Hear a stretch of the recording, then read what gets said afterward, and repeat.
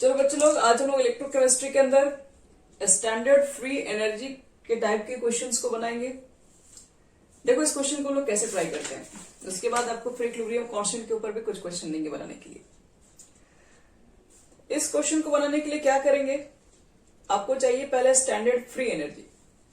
Standard free energy change को बोलते हैं डेल्टा जी नॉट, और इसके लिए हम कल आपको फॉर्मूला वगैरह बताए थे, -NF E नॉट से। एक तो फॉर्मूला बच्चे लोग आपका ये होता है, और E नॉट सेल की वैल्यू अगर आप पुट कर दें तो उसकी वैल्यू को पुट करने के बाद हमारे पास इक्वेशन क्या बनता था डेल्टा जी का फॉर्मूला। तो डेल्टा जी को बोलते हैं थे माइनस एन, नहीं था एन तो कट गया था, NF कट गया था, RT LN और इक्विलिब्रियम कांस्टेंट, उसकी वैल्यू को पुट करने पर आता था -2.303 RT लॉग इक्विलिब्रियम कांस्टेंट। देखिए ये दो फॉर्मूला हम लोग ऑलरेडी डिस्कस कर चुके हैं प्रीवियस क्लासेस में। तो करना क्या अब यहाँ पर है, उसको देखो। आपको क्या निकालना है, आपको क्वेश्चन में कोई इक्विलिब्रियम कांस्टेंट नहीं निकालना, आपको क्वेश्चन में सिर्फ ये बोल रहा है कि कैलकुलेट करके दिखाओ standard free energy change, and ये भी बताओ कि कितना मैक्सिमम वर्क डन हम लोग कर सकते हैं इस रिएक्शन के थ्रू। ठीक है, तो इस रिएक्शन से पहले हम लोग स्टैंडर्ड फ्री एनर्जी निकालेंगे। तो मुझे डेल्टा जी नॉट हम इससे भी निकाल सकते हैं और इसे भी निकाल सकते हैं, लेकिन इसे निकालने के लिए आपको इक्विलिब्रियम कांस्टेंट चाहिए जो कि क्वेश्चन में नहीं है। तो इसका मतलब है कि इससे तो मेरा फॉर्मूला से नहीं निकाल सकते, इसे निकाल सकते हैं। तो चेक कर लेते हैं एन की वैल्यू कितनी होगी, एफ की वैल्यू अगर मिल जाए, ई नॉट सेल मिल जाए तो ई नॉट सेल तो मिल ही जाएगा। इस रिएक्शन के लिए E naught cell E right minus C left हो जाएगा, cathode minus A naught, cathode anode पर निकल जाएगा आपका। एफ होता है फैराडे कांस्टेंट 96500।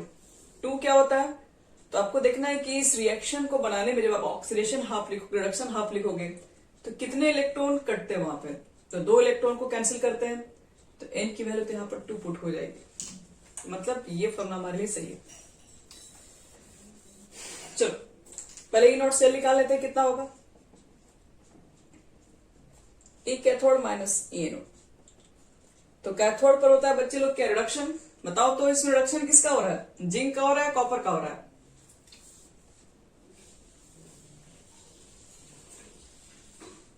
हाँ, तो कॉपर रिडक्शन हो रहा है, तो रिडक्शन पोटेंशियल कॉपर का यहां पुट कर दो। एनोड पर ऑक्सीडेशन जिंक का हो रहा है, रिडक्शन पोटेंशियल यहां रख दो उसका भी, और फाइनली ऐड करोगे तो कितना आ जाएगा 1.10 वोल्ट। कुछ इतना आएगा बच्चे लोग। ई नॉट सेल आ गया आपका। अब ई नॉट सेल आ गया, फटाफट वैल्यू पुट करो, आंसर आ जाएगा तुम्हारा।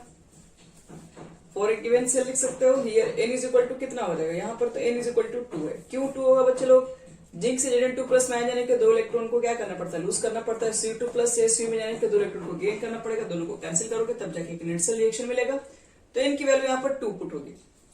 तो n की जगह पर 2, f की जगह पर फैराडे कांस्टेंट वाली वैल्यू पुट कीजिए। ई नॉट सेल की जगह पर 1.10 वोल्ट रखो, और फाइनल देखो कि जी नॉट की वैल्यू कितनी हो जाएगी। n है 2, 96500, और ई नॉट सेल कितना आया 1.10। मल्टीप्लाई कर लो, मल्टीप्लाई करने के बाद जो इसका आ जाएगा रिजल्ट -21230 इतना ही कुछ हो जाएगा आपके पास। ठीक है, तो यूनिट क्या हो जाएगा, डेल्टा जी आप निकाल रहे हैं तो वोल्ट वगैरह में दिया हुआ है,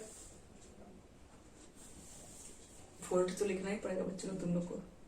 देखो ई नॉट सेल के लिए वोल्ट लिखोगे, फैराडे के लिए क्या लिखते हैं, कुलम्ब लिखोगे, कुलम्ब वोल्ट, और मोल के लिए आपको लिखना पड़ेगा मोल इनवर्स, पर मोल पे होता है ये सब। डेल्टा जी डिफाइन होता है पर मोल, इसलिए कुलम्ब वोल्ट मोल इनवर्स। तो देखो डेल्टा जी नॉट निकल चुका है, पहला आंसर आ चुका हमारे पास। सेकंड क्या कह रहा है, आप मुझे बताओ कि मैक्सिमम वर्क डन कितना ऑब्टेन कर सकते हैं। तो कल आपको बताए थे कि डेल्टा जी को ही मैक्सिमम वर्क डन कहा गया है। तो क्या लिखोगे, मैक्सिमम वर्क डन, क्योंकि डेल्टा जी का मतलब क्या, यूजफुल एनर्जी। यूजफुल एनर्जी का मतलब है कि आप इससे ज्यादा कितना वर्क कर सकते हैं। तो maximum work done is equal to कितना लिखोगे, तो 212, आप इसको 1000 से डिवाइड कर दो, ये किलो जूल में हो जाएगा। तो 1000 से भी डिवाइड करके आंसर दे सकते हो। और फाइनली अगर डिवाइड करोगे, पहले एक चीज आपको बता भी दें, एक नोट टूट जाओ। 1 coulomb volt is equal to होता है 1 जूल, पहले याद रखिएगा। 1 कूलम वोल्ट इक्वल टू होता है 1 जूल। तो ये तो आपका 1 जूल हो गया। तो इसको आप चाहोगे तो आंसर इतना लिख सकते हो, -212,300 joule mole inverse. Work done निकालना है तो वर्क डन को लिख दो, या तो यही आंसर दे दो या तो उसको किलो जूल में कन्वर्ट कर लो, यहाँ मैक्सिमम लिख देना। तो किलो जूल के लिए 1000 से डिवाइड करने पर ये तुम्हारा हो जाएगा -212.300 किलो जूल मोल इनवर्स। यही हो गया पूरा। देखो बच्चे लोग, इसी तरीके से हम निकालते हैं। अगर इसी क्वेश्चन के लिए अगर आपको इक्विलिब्रियम कांस्टेंट अगर निकालना रहता तो क्या करते? इक्विलिब्रियम कांस्टेंट के अंदर वो फॉर्मूला पुट कर लेते।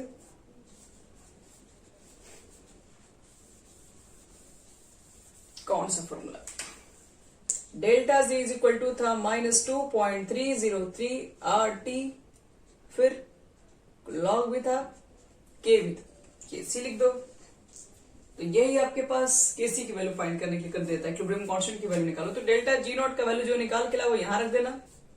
आर की वैल्यू होती है बच्चे लोग जूल में तो होती है 8.314, तो किलो जूल में पुट अप करोगे तो 1000 से डिवाइड भी करना पड़ेगा। और रही बात टेम्परेचर, तो इस टेम्परेचर के लिए हमें पता है कि हमने यहाँ पर 25 डिग्री सेल्सियस यूज किया है। कुछ नहीं दिया क्वेश्चन में तो 25 डिग्री सेल्सियस पे पुट कर दो। 25 डिग्री सेल्सियस टेम्परेचर होगा यानी 298 केल्विन हो जाएगा। 8.314 याद रखना, ये वैल्यू जूल में पुट कर रहे हो तो इसका मान जूल में रखना है, किलो जूल मत रख देना। और फिर ये वैल्यू हो जाएगा, तो इसको सॉल्व कर दो। सॉल्व करने पर आपके पास क्या रहेगा? डेल्टा जी का मान कितना था? डेल्टा जी हम निकाले थे -212,300 -2.303 8.314। ये हम जूल में वाला वैल्यू पुट किए, किलो जूल वैल्यू पुट नहीं किए हैं। टेम्परेचर 298 केल्विन और log K C, minus minus cut गया, इसको भेज के साइड सॉल्व कर दोगे तो log K C is equal to कितना आ जाएगा? 37.2074। ये लॉग केसी होगा। अब लॉग को हटा के तुमको केसी निकालना है, इक्विलिब्रियम कांस्टेंट निकालना है। लॉग को हटाओगे तो बनता है एंटी लॉग, तो लिखोगे KC is equal to anti log किसका? तो 37.2074। अब इसका एंटी लॉग कैसे निकालेंगे? तो टेबल लिख लीजिए, टेबल निकालो। अरे तो बुक वगैरह में एग्जामिनेशन में इसका वैल्यू आपको लिख के देगा कितना होगा, तो आपको बस पुट कर देना है। 1.6 इंटू 10 टू द पावर होता है 37। बस तो इस टॉपिक से हम लोग क्या क्या सीखे? डेल्टा जी नॉट कैसे निकालते हैं, standard free energy, work done कैसे समझते हैं। वर्क डन जब आप निकालोगे तो याद रखना आंसर नेगेटिव देने की कोई जरूरत नहीं है। आप जो वर्क डन लिख दिए मैक्सिमम वर्क डन, उसको पॉजिटिव लिखेंगे। डेल्टा जी की जो वैल्यू आएगी आपको दिखा सकते हो, पॉजिटिव है नेगेटिव है जो भी आप बता सकते हैं। और केसी आपके पास इक्विलिब्रियम कांस्टेंट है, जिसके लिए हम लोग कोई यूनिट लिखने की कोई जरूरत नहीं है, आप इतना आंसर दे सकते हैं। एक क्वेश्चन हम देखिए एक्सप्लेन कर दिए कि तीनों चीजों को कैसे फाइंड कर सकते हैं। अब एक क्वेश्चन तुम लोग को और बता रहे हैं।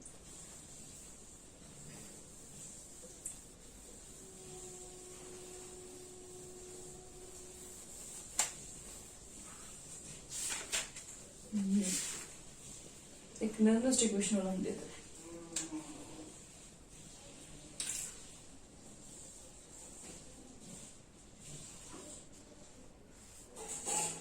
देखिए क्वेश्चन है, कह रहा है कैलकुलेट करके दिखाओ। कैलकुलेट करना है the equilibrium constant for the reaction. Calculate the equilibrium constant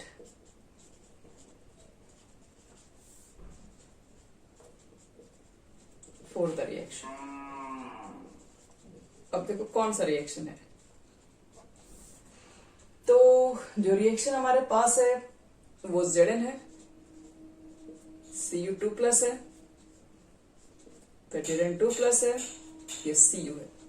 ये रिएक्शन हमारे पास है और वही चीज है, मतलब घुमा फिरा वही क्वेश्चन क्या फिर से लिखना है। इक्विलिब्रियम कांस्टेंट निकाला बच्चे लोग, एक काम करते हैं रिएक्शन को चेंज कर लेते हैं। ये Zn लिख लो, Cd2 प्लस, फिर Zn2 प्लस, फिर लिख दो यहां पर C। चलो अब यहाँ पर दिया हुआ क्या है, E naught CD2 plus C D की लिखी हुई वैल्यू कितनी है, वो है तुम्हारे पास -0.403 वोल्ट, और ई नॉट Zn2 प्लस जिंक की वैल्यू भी दी हुई है -0.763 वोल्ट।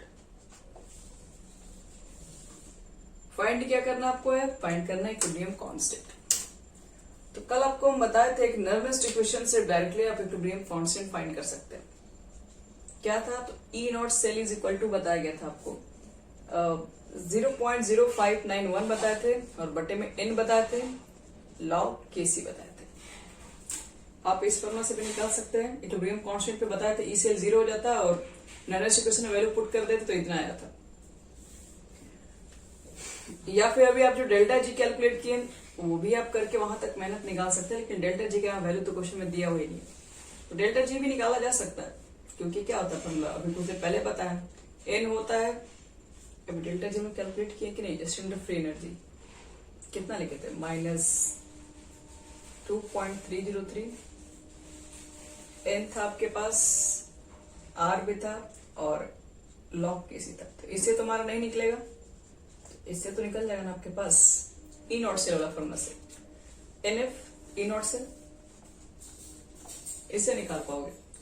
तो डेल्टा जी कैलकुलेट करेंगे, फिर डेल्टा जी पुट करके केसी कैलकुलेट करेंगे, इतना मेहनत क्यों करें, डायरेक्टली यहां पर ही पुट करके निकाल रहे हैं। तो चलो ई नॉट सेल कितना होगा, E cathode minus C nought, cathode पे होता है रिडक्शन, रिडक्शन किसका हो रहा है, सीडी का हो रहा है, सीडी की वैल्यू को पहले लिख दो, और माइनस ऑक्सीडेशन इसका हो रहा है, इसकी वैल्यू को यहां पुट कर दो, 0.0591 बटे में एन, एन की जगह पर 2 इलेक्ट्रॉन का देख रहे हो एक्सचेंज हो रहा है रिएक्शन के अंदर, ये माइनस माइनस हो जाएगा प्लस, तो 0.76 माइनस घटा दो 0.403, जितना आएगा बच्चे लोग इसमें 2 का मल्टीप्लाई कर देना, बटे में से डिवाइड कर देना, 0.0591 इज इक्वल टू हो जाएगा लॉग केसी, और इसको पूरा जब तुम लोग सॉल्व कर दोगे तो सॉल्व करने पर जो भी रिजल्ट आएगा इसको डिवाइड कीजिएगा, और फिर लॉग केसी का मान इतना है, तो लॉग कटा होगा तो एंटी लॉग, अब एंटी लॉग का क्वेश्चन में मान ऑलरेडी गिवन होगा, एंटी लॉग इसका, और इसका पर जो रिजल्ट आएगा हम बता दे रहे हैं 2.121 इंटू 10 की पावर 37 नहीं सॉरी 1.52, एक मिनट, इसका आंसर है 1.52 इंटू 10 की पावर 12, तो ये हो जाएगा आपके पास पूरा आंसर।